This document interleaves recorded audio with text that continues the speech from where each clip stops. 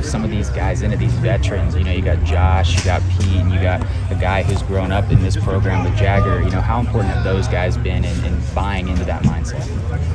Well, I think, offensive line play, it's 5 guys as one. And I think there has to be chemistry. I think there has to be some intangible things that make a great offensive lineman that you have to possess. And that was something we set out to do this offseason, was finding guys that football was important to, love the game for the right reasons. And, when you have mature players, they've been obviously in several situations when things are going well and haven't been going well, and they know how to work through that and overcome that. And that's a compliment to the guys in the room. The chemistry in our room is very strong. And we have a bunch of guys that are leaders kind of in their own way. Jagger's been here, but this is a tight-knit group. And I have high expectations for them. But we got to just continue to work every day so we can achieve those expectations. And that's something we talked about with Josh when we were after one of the scrimmages. I think, he got asked, it's hard sometimes with all these transfers coming in that maybe the school doesn't mean as much to them, but he kind of pushed back on that. He said, no, I would disagree with the transfer portal. He's like, I chose to be here. This is where I want to be and play my football career. Do you kind of see that as well with some of these guys? I think every one of these guys that we've brought in here, they want to be here. They understand the expectations. They understand the legacy that Coach Starman and Coach Stoops have established here. That was laid out from day one, really before they even probably signed. And there was a very clear, direct message about what the expectations were if you come here and what was going to be expected. And we're going to push you and drive you and take you to places you can't take yourself, and that's what coaches do. And if you just meet us halfway, I'd say you probably got a pretty good chance of being successful.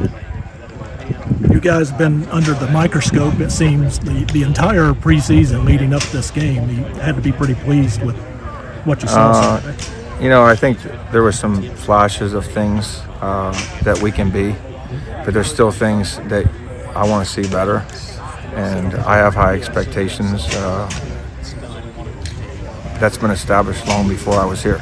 Just like when I was here in 21 and we had to replace a bunch of players. And, we had Dare Rosenthal that came in here and had to play left tackle. I had a rookie playing right tackle. So those expectations, and, we're going to continue to work towards that. And, we're not there yet, and we're never going to get comfortable. What would you like to see kind of replicate from week 1 to week 2, and what area needs to come along? Well, I think the coach's cliche has always been, you see the biggest improvement from week 1 to week 2. I think there's continued emphasis on pad level. As you get into SEC play, there's going to be bigger and stronger and better players, faster players. At the same time, I still think there were some breakdowns on things that are basic, fundamental things that need to be better, and that comes with focus. When you get into a 10, 12 play drive, you can't give in to being tired or having a mental breakdown. And that's something that you got to push through. And we had a couple of lapses here and there when we were in those longer drives that I felt like could have been better. And that's been a point of emphasis moving forward. What sort of challenges does the Ole Miss front present for you guys? Obviously it's an SEC opponent.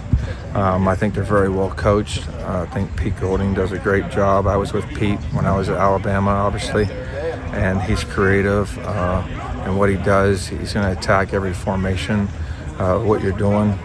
He's going to go off a lot of your tendencies and those kind of things. And, I think they're a well-coached football team. And obviously, statistically, that's shown up, obviously, last year that they were a pretty good group. And, we don't expect anything less on Saturday. I know a lot of this offseason was all about the play of your group and getting more physical in the trenches.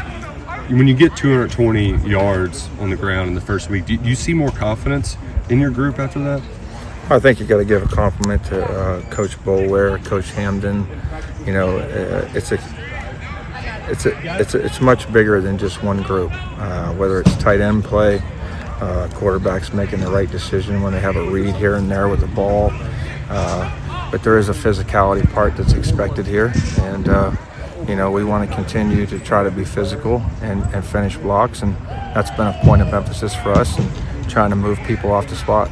Can you remember an opener with no penalties in your line and none of the pre-snap stuff that you typically see early in the season? I don't know.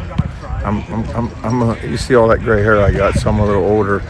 I'm sure there's probably been a time or two, but my point is you can't have penalties that put you behind the chains. If it's 1st and 15 because of a false start, or 1st and 20 because of a holding call, that's unacceptable. And those are all things that you can control that have really nothing to do with talent.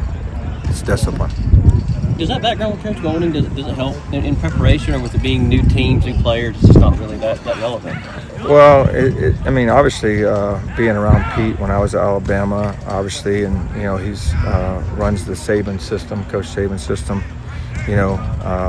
One thing is they're going to be well coached, they're going to play hard, they're going to play fast, and they're always going to have some wrinkles that you haven't prepared for, and that's what the game of football is how you adjust, and can you make the right calls, and can you see things pre-snap to make sure you have an anticipation of what you potentially expect to happen once the ball snaps. Thank you.